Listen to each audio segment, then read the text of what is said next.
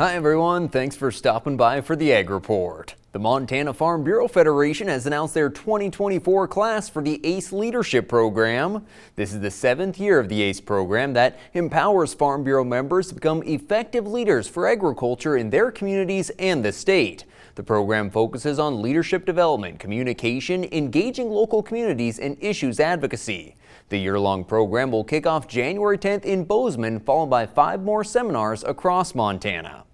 Well, good news for central Montana malt barley growers who saw up to 10% of their crop damaged from rain last summer, causing sprout injury.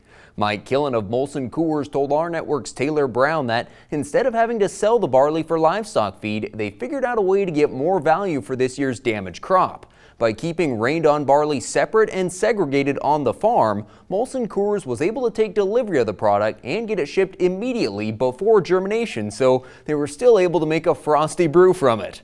Molson Coors also finished contracting for an even larger crop in 2024 at 1350 a hundredweight. Now with a little lower crop this year and beer sales being stronger, they've contracted for about 5% more malt barley volume for 2024. And speaking of malt barley, be sure to attend the Malt Barley and Sugar Beet Symposium in Billings coming up January 9th and 10th. Thanks for joining us. We'll see you back here for the markets. We asked Montana farmer Walt Sales about the challenges of mental health in agriculture.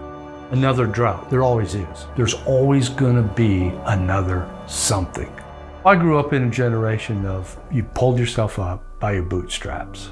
But it's become evident is what do you do if you can't even find those bootstraps?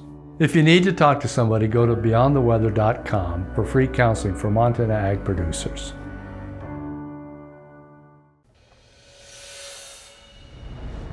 Thanks for joining us back here for the Ag Report. The American Sheep Industry Association will honor a few sheep operations and industry professionals at their convention in Denver next month.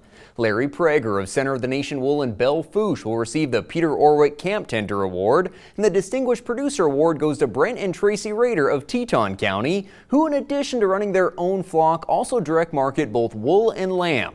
And of course, Brent serves as MSU's Sheep Extension Specialist and is a vital part of Montana's sheep business. Well, a late session rally allowed both the live and feeder cattle futures to find their highest closing prices of the month.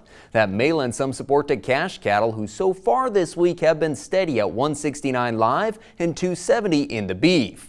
A strong market for bred cattle at the Pays Northland cow sale. Young cows topped out at $29.75, the bulk from $25 to $2,800. Mid-age cows $23 to $2,600, bred heifers $22.50 to $2,500, and lots of short-term cows selling from $14.50 to $1,600. The lambs in Newell wrapped up the year with 60-pounders selling $240 to $253 and 70-pound lambs $228 to $245.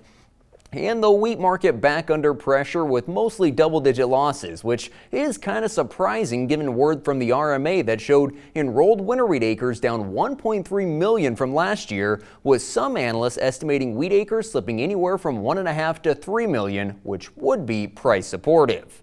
That's it for this morning's report. Have a great day.